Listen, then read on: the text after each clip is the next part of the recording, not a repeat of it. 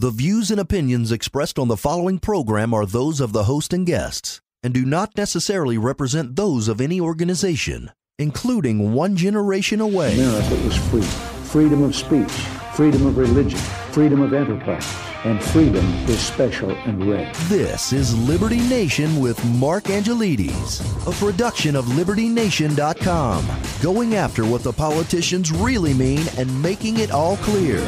For your freedom and your liberty. Liberty Nation with Mark Angelides. Massive overreach appears to be the order of the day, with President Biden's Hail Mary attempt to enforce vaccinations and the Department of Justice doing everything it can to achieve politically expedient aims, even to the detriment of the justice it claims to serve. Will the pendulum ever be able to swing back the other way?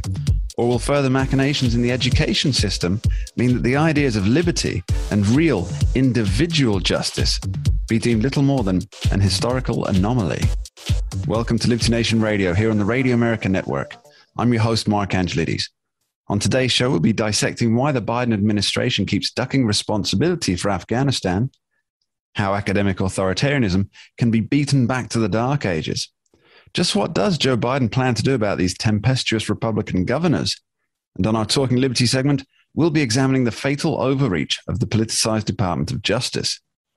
I just want to take a moment to send a warm hello to our listeners on KSRM out of Kenai, Alaska, on AM 920 and FM 92.5. Great to have you with us. Remember, this show is proudly sponsored by LibertyNation.com, where you can access podcasts, breaking news and analysis, and a range of biting and brilliant shows to whet your appetite for freedom and your fondness for the great American Constitution. Let's get this liberty train rolling. In the wake of the deaths of 13 military personnel, President Biden took to the stage to vow retaliation. A few days later, we hear that a car containing a terrorist and a large amount of explosives was thwarted by a drone, seemingly a victory for the president and a fulfillment of his promise not to be weak. But that whole narrative appears to have unraveled as news outlets did some rare due diligence and discovered that the target appears to be an NGO worker who helped the US, and that the containers of explosives were in fact water being taken to a family who didn't have access to a fresh supply. Now, will the administration admit such a mistake that resulted in the deaths of innocent children in the blast? And how can the American public trust anything that comes out of the White House? Well, to help us find the answer to these is author, retired Air Force pilot, and former Deputy Undersecretary for Defense Comptroller, Dave Patterson. Welcome back, Dave. Thank you, Mark. Thank you for having me on. It's really always a pleasure. Now, Dave, it looks like the Biden administration bombed a civilian, one of the good guys, and killed other innocents in the process, and claimed this as a win against a terror attack. How can we trust these folks anymore? Well, the simple answer is you can't. Developing trust means that you tell people what you've done well, and also you let them know what you've done poorly and what you're going to do to remedy that. What this administration is capable of is, on the first, they lie, and on the second, they're simply incapable of doing that. So what you have is a very stark contrast here. Incompetence rolls downhill. When you had Trump going after Soleimani, they not only tracked the fellow from Iran to Syria and back to Iraq, but had very definite capability to identify him specifically, took him out without collateral damage. On the other hand, you have the Biden administration who had to show strength, picked out any target at random, and then unfortunately killed people that we should not have engaged at all. In any other words, that would be called a murder, but not in government circles, apparently. Now, what about these mixed stories coming out from the independent rescue groups that are on the ground in Afghanistan? That the State Department is more of a hindrance than a help in getting these evacuees out, and this is including Americans. What's happening with that? Well, I think that you can take the reports that the State Department is a hindrance, and you can believe that. The State Department is a bureaucracy. They establish a process of doing things from which they will not deviate, regardless of the circumstances on the ground. They're inflexible, And as I like to say it, they have a group of folks who are fighting each other for taking the Alger Hiss chair of fine diplomacy. All right. Now, Joe Biden came into office on a wave of trust. The media applauded that we would have honesty and openness from a government, which was supposed to be in direct contrast to Donald Trump, who, I don't know if anybody watched the news for the last 4 years, but he seemed pretty open to me, always ready to deal with questions from reporters, even impromptu ones on his way to and from helicopters. Now, hopes for openness for Joe Biden are clearly dead in the water. There's no unscripted questions or no pre-approved questions and certainly no impromptu addresses. But what of the honesty? Now, when does it become acceptable for the media to call a liar a liar? And what recourse is there to protect the public from government lies and spin? Well, I think one of the things that you have to realize about the media is that you're observing, I think, buyer's remorse. They now find that the person that they were so gleeful in putting into office is incapable of holding that office or saying anything in a cogent way. And what we have is a fourth estate that has become a fifth column in this nation. And consequently, there's very little trust either of the media or of the administration that they so admire. And no recourse for the public, I presume. And no recourse for the public except programs like Liberty Nation and Telling the Truth. Now, Dave, it seems to me that Afghanistan has become an albatross around the administration's collective neck.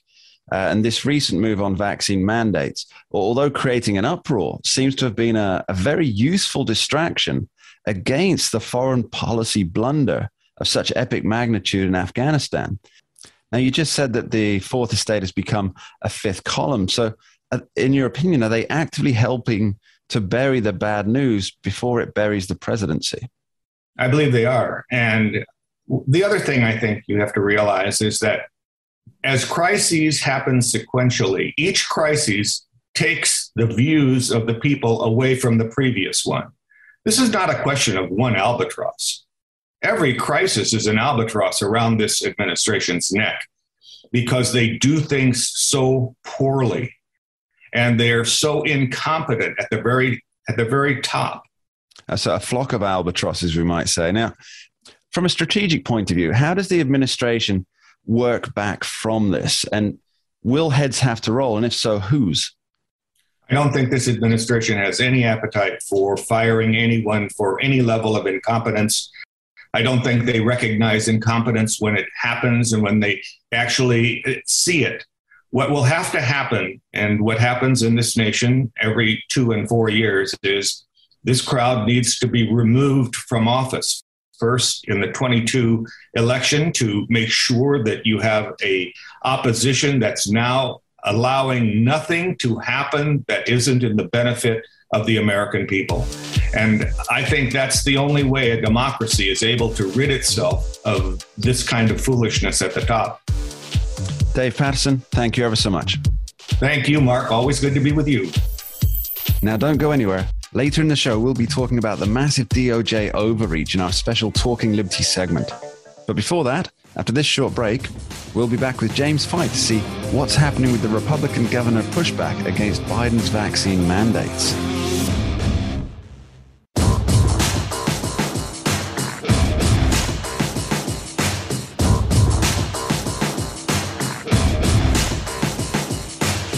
For your freedom and your liberty. Liberty Nation with Mark Angelides. The pushback appears to have just begun, but it's not directly aimed at Joe Biden's vaccine mandates. Rather, it is perceived overstepping of the boundaries between federal and states' rights. Now, recent comments suggest that the president is getting ready to steamroll the governors who stand in his way, and the governors aren't happy. To delve into the ramifications, the possibilities, and the legality of all this, we're joined by Liberty Nation's editor-at-large, Jim Fite. Welcome aboard, Jim. Thanks, Mark. So, Jim, Biden says that state governors had better get out of the way. Two parts to my first question here. Does he have the legal footing to push them out of the way? And what is the reaction of those governors so far? To address the legal footing, kind of. It's very situational.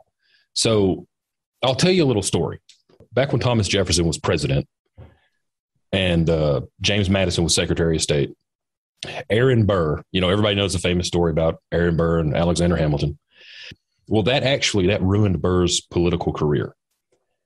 And so apparently he came up with this plan to raise an army and either set up his own dynasty in the Louisiana Territory, which had just been acquired by the U.S., or to basically conquer Mexico. So, and Thomas Jefferson wanted to stop him, as you might imagine. And so he actually wrote to Secretary of State James Madison and said, hey, look, does the Constitution give me the power to raise an army and go after this guy? Paraphrasing, of course. I haven't read the letter, but and you may understand James Madison, Thomas Jefferson. These are two of the men who wrote the Constitution and the Bill of Rights. So you can imagine they took it very seriously. And Madison said, no, that's not within your power as president. And that's what brought about the Insurrection Act of 1807. That was Congress passed that law. Jefferson signed it into law. And that's what gives the president the power to stop an insurrection or a violent rebellion by basically taking over the state, sending in the military against the governor's wishes. And I told that little story to set up why this was originally created to begin with. Thomas Jefferson wanted to stop Aaron Burr from setting up his own little kingdom and being a problem for everyone. But that law has changed numerous times throughout history. Abraham Lincoln had it amended to justify the Civil War. Shortly after, it was amended again to enforce Reconstruction and the 14th Amendment specifically. So we've seen it invoked and used when violent insurrection may have kind of been a stretch. It has been used to suppress riots, but it was also used to enforce desegregation, which ethically speaking, I'm not saying that was a problem, but legally the justification may have been a little shaky.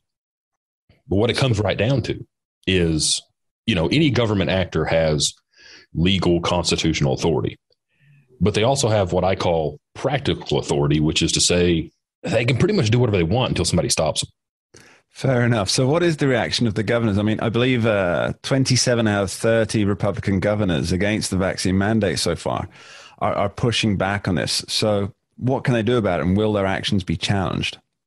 Yeah, they're definitely not happy. It was, let's see here, Mark Gordon, the governor of Wyoming, said that this is a new rule that has no place in America. The Attorney General of Texas, Ken Paxton, said that that's outside the role of the president to dictate the whole, mandating that any private business with more than 100 employees either enforce the employees getting the vaccine or fire them. So we are seeing a lot of pushback. And in a previous article, I had mentioned that there are, 30 of the 50 states are in Republican control. So ultimately, what's Biden going to do? Send 30 regiments of the military into 30 different states to lock it down? I mean, look, I certainly hope that doesn't happen. It is somewhat beyond the realms of possibility, though. It would be insane. I'm not saying it would never happen, but all right, so it's certainly insane. As a non-American, one of the most attractive things for me about the United States is the idea that states can write their own rules. So if you think a state has gone too far, you're unhappy with the way the state is going, as obviously a lot of people in the very blue states are at the moment, with them all moving down to Texas and Florida. But you have that, if you don't believe that the state is representative of your beliefs or your ideals or your values, most specifically, then you can just move to another state and you're still an American. Now, it seems to me that Biden's trying to trample this. And isn't that the purview of a monarch rather than a president? Oh, well, absolutely. And again, I'll go back to the history of the Republic. We got to keep in mind, originally, the president was never intended to have anywhere near the power that we grant the president now. Or perhaps I should say that we allow the president to take. And yes, if that's one of the beautiful things about the United States of America, is that it is a union of otherwise sovereign states, or at least it was supposed to be. And if you didn't like something in California, you could move to Texas. If you didn't like something in Texas, you could move to New York, whatever. Of course, the farther you have to move, the greater the expense and the more the difficulty, but it's not like revoking your citizenship, going to another country. It's literally just packing up and moving. Let's talk practicality for a moment. With OSHA, the Health and Safety Administration, Biden could actually get these mandates passed, right? Or is it more likely that he's going to end up with a watered down version once OSHA finishes the drafting of the specific rules? Well, OSHA is an executive department, but it was also created by an act of Congress. So does OSHA have the authority to make these rules? Well, yeah, Congress said so, and thus far the courts haven't ruled otherwise. It's not a matter of like OSHA is going to shut anybody down or go in there and, hold you down and make you take a vaccine or anything. But they can certainly fine a company out of existence if it refuses to comply. Well, here's what I think will happen. I think OSHA will give Biden as close to what he wants as they feel is practically enforceable. Now, what that will end up being, who knows? But the result, whether or not it actually is allowed to be put into effect or not, is all going to depend on how the courts deal with these 27 lawsuits. All right. Now, Jim, it's clear from polling that some folks in America think that Biden is right, and he's right to try and enforce these mandates, as is their right to think so. But the Democrats, they are in a precarious position with these razor-thin majorities in both the House and the Senate. So what happens in 2022 to the mandates if or when they lose the majorities, which is, historically speaking, quite likely? Well, anything done by, presidential executive order isn't necessarily going to be affected by a change in control of Congress immediately. Having said that, if the Democrats lose majority in both houses and the Republicans gain enough control of the Senate, you could very well see federal laws passed to protect states' rights. Just a quick follow-up on that. So if the Democrats lost both majorities and the new Congresses that would be, for example, Republican-controlled, and they drafted policies and passed policies that would either limit or pull back on these mandates, Biden would still have to sign those. Is that correct? Well, yeah, he would have to sign them, or we would have to get what's called a veto-proof majority. Sure. All right. So this could be Joe Biden's opportunity to finally display the unity promise that he got elected on, right? By is that what you think is going to happen, Mark? Acts that a Republican-led Congress land on his desk. I think that's a day we'd all like to see unity in politics, correct? Yeah. That's what they say. James Fite, I suspect that's not how it would go. Sorry. James Fite, thank you ever so much. Thanks, Mark. Coming up soon on the show, we'll be figuring out just how low the Department of Justice will go in achieving its politicized aims. But next up, we're casting a light on the fickle authoritarianism of America's broken education system. Don't touch that dial. You're listening to Liberty Nation Radio, heard across the Radio America network from our flagship station in the nation's capital, WWRC in Washington, D.C. And this week, we offer a special thank you to those of you listening on KBKW 103.5 FM, the talk of Grace Harbor, Washington.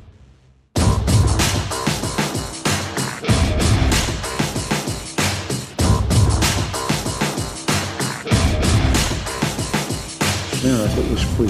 Freedom of speech, freedom of religion, freedom of enterprise, and freedom is special and rare. This is Liberty Nation with Mark Angelides, a production of LibertyNation.com, going after what the politicians really mean and making it all clear for your freedom and your liberty.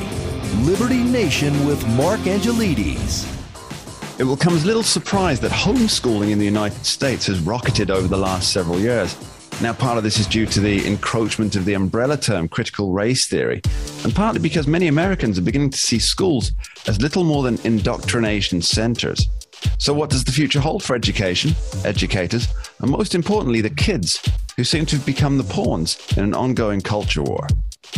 Here to help us strip away the veneer of scholastic scheming is podcaster and author Jeff Charles. Welcome, Jeff. Yeah, thanks for having me. So, Jeff, we see the number of homeschoolers going through the roof, and far from being a bunch of white folks in rural areas, as the big box media seem to be portraying, there are huge numbers coming out of the Black community. What are the latest figures on this, Jeff? Yeah, so when it comes to Black parents homeschooling, between 2019 and May of this year, 2021, the numbers have risen from 1% of Black families to 8%. So a 7-point increase in Black families choosing to homeschool. That is a huge rise. That's just a ridiculously huge number. Now, tell me, is this really because parents feel that schools are more about indoctrination rather than education? And if so, are their fears well-founded? You know, it's something a little different. I think that the issue is pretty complex and nuanced. When they've done studies on this of Black parents who do homeschool, the number one reason is the lack of quality education.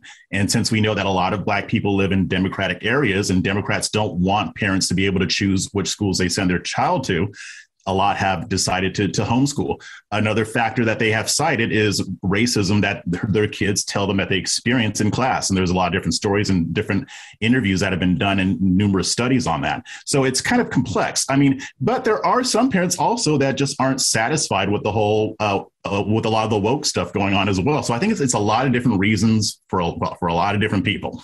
I think the pandemic had a lot to do with this increase. Yeah, it was the impetus that I think allowed so many families to realize that they could homeschool. It's not something that's beyond the capabilities. Yes. And of course, homeschooling is the ultimate reaction to no school choice. Yeah, I mean, they can force Black parents to send their parents to one school, but they can't force them not to homeschool, at least not yet. Not yet, and I'm sure we'll come to that later. Now, Kentucky Democrat Representative John Yarmouth, he recently made a few waves by saying that parents don't know what's best for their children. This strikes me as a massive overreach of his position. I mean, is that where we're at now? Yeah, Mark, we've been here for a while. Yarmouth, he just said the quiet part out loud. This is how the hard left views this thing. They believe that it's why they are willing to teach kids things without their parents knowing, and they'll try to keep parents not involved in the process. So yeah, they do see it that way. They see that your child as a belonging of the state, and for them to mold and shape their opinions in the way that they see fit. This doesn't apply to everybody on the left, but it does apply to people on the hard left. They very much believe this. Yeah, as the Jesuits used to say, give us the boy and we'll give you the man. Mm-hmm. Exactly.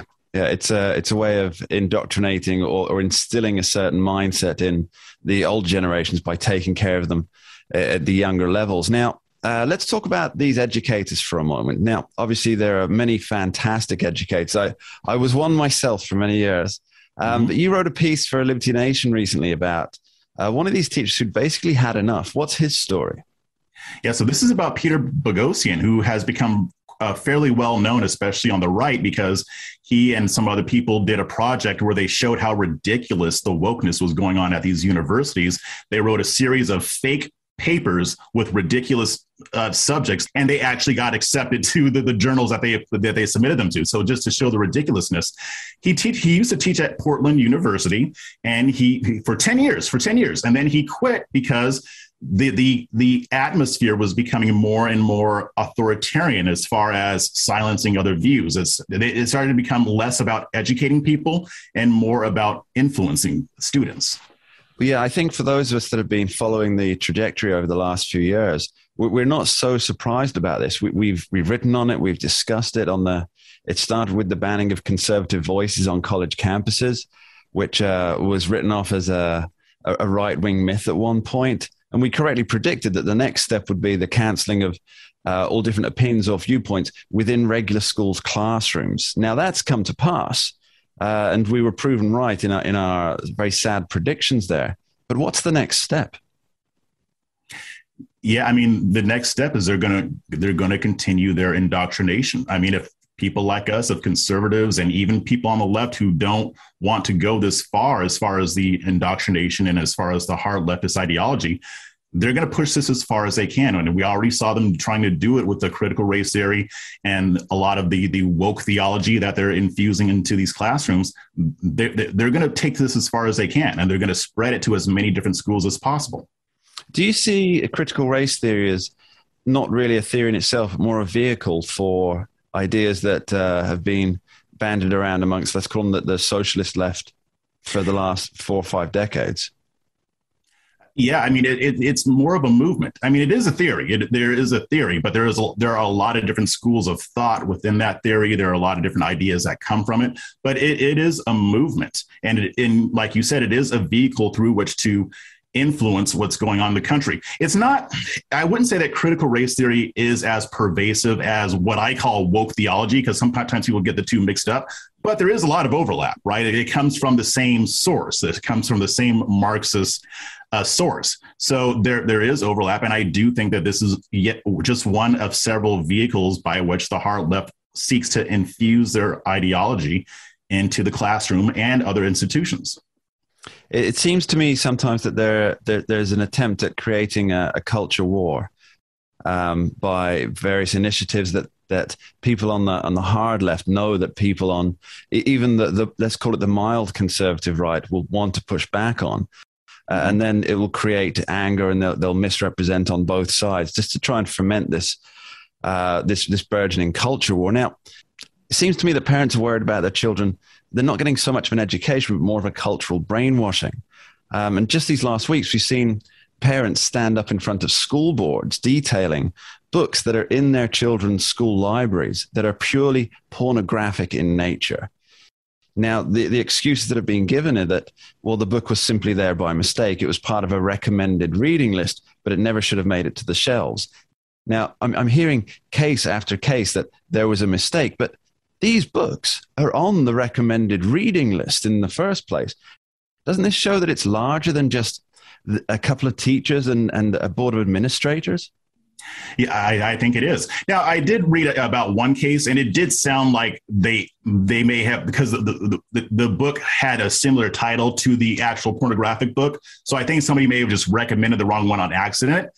However, this doesn't mean much. That may have been a mistake, but we've been seeing these stories come out, especially in New York, at these prestigious schools that parents pay a lot of money to send their children to, private schools, and they bring in teachers who actually teach about pornography and actually give seminars on pornography, and even having children as young as, third, fourth, and fifth graders learning about sex and other aspects of that. They've tried to infuse that in the education system here in Austin ISD.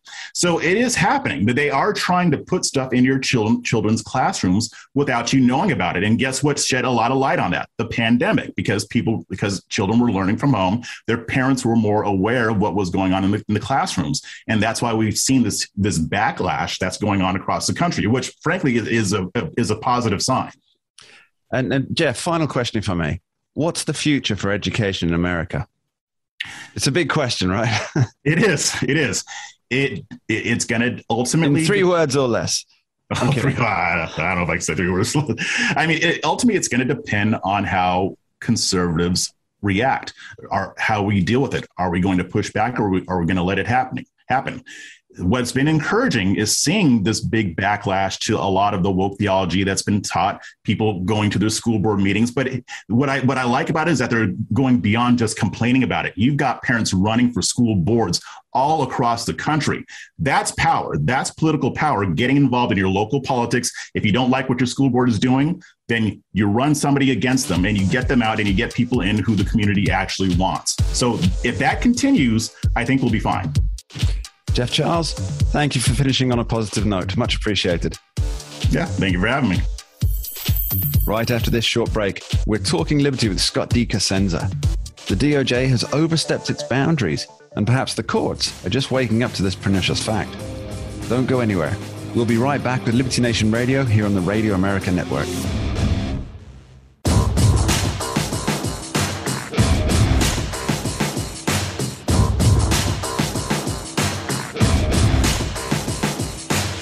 For your freedom and your liberty. Liberty Nation with Mark Angelides. It seems that the DOJ is pushing the boundaries on what is acceptable in the court of law, from trying to secure prosecutions by any means necessary to targeting the decisions of states. Can justice truly be found in the belabored department? Well, to help us answer that conundrum is Liberty Nation's legal affairs editor and host of the fantastic Uprising podcast, Mr. Scott D. Cosenza Esquire. Welcome, Scott. Thanks so much, Mark.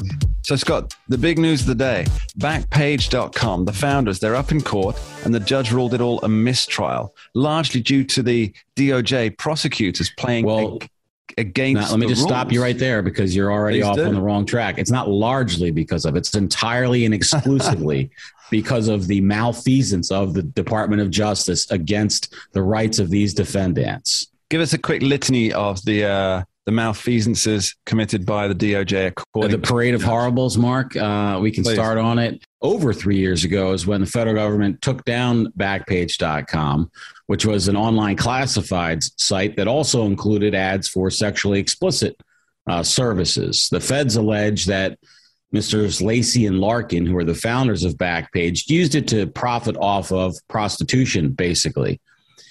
Instead of trying to make that point in court, though, they've done just about everything but. They started off by trying to seize all their money so they couldn't pay for any defense. Then when that didn't work, they tried to make sure that they couldn't actually use the lawyers that they wanted. They filed motions to try to get their lawyers disqualified, not because they weren't good lawyers, but just from some legal maneuvering that the Justice Department wanted to deny them their right to their chosen counsel. That was thrown out of court. And then at trial over the past week, Mark, what they've done is they've put up witnesses and arguments that talk about child sex trafficking and feature child sex trafficking. And the defendants are not even charged with that. They have these victims going up, crying on the stand. It's a horror show against somebody, but not these defendants. And that's what was so egregious, Mark, that made this federal judge say the only thing that's a proper remedy here is a mistrial in this case. It's a very powerful and emotive thing to have the mother on stand talking about her daughter. Egregious, I would say. Yes. It's surprising that the judge allowed it at all. So the judge did, over the objections of the defense, allow that mother to testify. But the judge did so with admonitions to the prosecution to kind of sort of play it close to the vest and don't get into, in fact, she used these words, a day in the life of a trafficked person. And so the prosecution, though, didn't do that. They did, not only did they not do it in spite of her instructions, then when they went overboard during the opening arguments, for instance, Mr. Jones, who was the special prosecutor flown in to make this case for the DOJ, he featured tales of child trafficking, which again had nothing to do with the defendants, Mr. Lacey and Larkin. And then after the judge warned him after that, that's when they put on the witness that went over the line again. And that yielded the mistrial. So the question that has to be asked, Scott, what's with the desperation for a win on this particular case? Now, nobody likes to lose. We understand that. But stepping beyond the boundaries so many times to bring down two men and risking what little reputation the Department of Justice actually has left, why would they opt for such a forceful approach? Well, what the data has shown, Mark, is that these people are not defended in the popular press or anywhere else because they're seen as aiding or abetting prostitution or profiting off of it.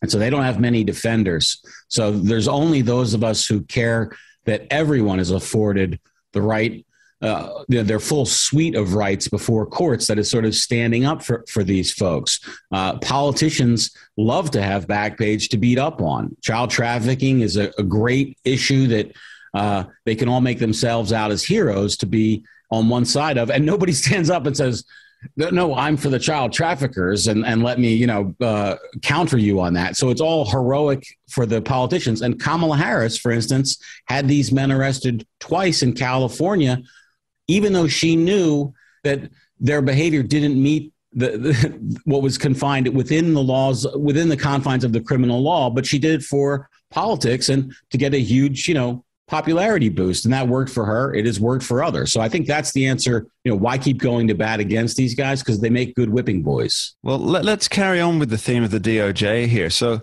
it's also decided under Merrick Garland to go against the new Texas law on abortions after a heartbeat has been detected, which we've talked about before on this show. So how does the state versus federal mechanics work here? If a state passes a law or enacts a law or enforces a law, that the powers that be, namely Merrick Garland, he is certainly one of the powers that be, decides is unconstitutional, they can sue that state, and basically the Supreme Court is going to be the judge of this. I mean, in a big case like an abortion case, for instance, so it'll start in the lower courts and we'll get a ruling. They may apply for injunctive relief, which is what, of course, the private parties have already done. But that doesn't mean there can't be different arguments made and a different outcome made on behalf of that. And it is appropriate for the federal government to stop states from infringing on the constitutional rights of their citizens. And I think that it would, just because we may disagree with the Biden administration on all manner of things, if we agreed that state X was doing something that was clearly unconstitutional to the detriment of their citizens, we would want the federal government to rush in and assert those rights on behalf of its citizens. So strictly speaking, it's a proper form for the AG to do this, I think. I'm very glad you put it that way, because that brings me perfectly onto my next question, which might provide a bit of a rubbing against the grain of that. So we've seen President Biden in recent days say that he's going to get those pesky GOP governors out of the way. As a constitutional lawyer, what would you say that the president has in his arsenal, and will it fall to the DOJ to do his work for him? He can do all sorts of things. The president has a staggering amount of power. Now, whether he's willing to go to the wall to exercise it, and whether how the Republican governors will respond in kind is a bit speculative. But because of the way we structured our society, with so much spending and control coming from the federal government, that when those people who control those levers decide to do something and move them, they can move mountains effectively. But the spending is controlled by Congress, correct? Yes. So Congress would have to work. Excuse me, Mark. Spending is authorized by Congress, but you could say that it's in some ways controlled by the federal government, and by the executive. And one of the reasons why is that Congress almost never enacts a check on how the executives use those funds, especially when it's the same party in power. So if the Democrat Congress authorizes spending on X, and there's a Democrat administration, and they spend that money on X plus Y and Z, Congress, it's not like they're going to get thrown in the clink for doing it. We've seen it time and time again. It sounds to me, Scott, and I'm sure I'm wrong here, but you're saying that everything that they're doing is political. Well, I mean, hello. So, Scott, I mean, it does seem that the Department of Justice is not specifically focused on delivering justice. It's focused on following the... There's a reason why the Attorney General is appointed by the President and confirmed by the Senate. Following the directives of the executive. And has it always been this way? Has it always been a vehicle for political manipulation and or persecution, as in the case of Backpage? Or is it a recent development? Well, I think the answer to that is just about how much power they have. You can't be so political if you don't have the power. So the more that power has accrued to that sector, that area, then they can exercise more power, and the cruelty with which some of that power gets exercised just kind of is exponential, just based on how much power and control they have. So the answer is no, but I think it's not based on the morality perhaps of the players or their intent, but just about how much power they have. Absolute power corrupts absolutely. You should make that into a phrase. I'm sure somebody would credit it to you. Thank you. Scott D. Cosenza, thank you ever so much. Cheers, Mark. And that's it for this week's episode of Liberty Nation Radio. I want to thank our guests, Dave Patterson, Jeff Charles, Jim Fite, and the mighty pool of knowledge of all things constitutional, Scott Cosenza, for being part of the team. And as always, I want to thank you, the listeners out there, coast to coast. I'll leave you with one parting thought. When a government and its agencies overstep the boundaries of what is constitutionally permitted to do, it severs the bond, the relationship that puts you, the voter, in charge and makes elected officials your employees. When we ask ourselves why, we should consider the words of James Madison, who said, The means of defense against foreign danger have been always the instrument of tyranny at home. As Joe Biden's foreign policy moves from one blunder to the next, perhaps that's why we see such tyranny being enforced on the home front. But fear not, for remember, you are the boss, and you will have your say when the bill comes due. Until next time.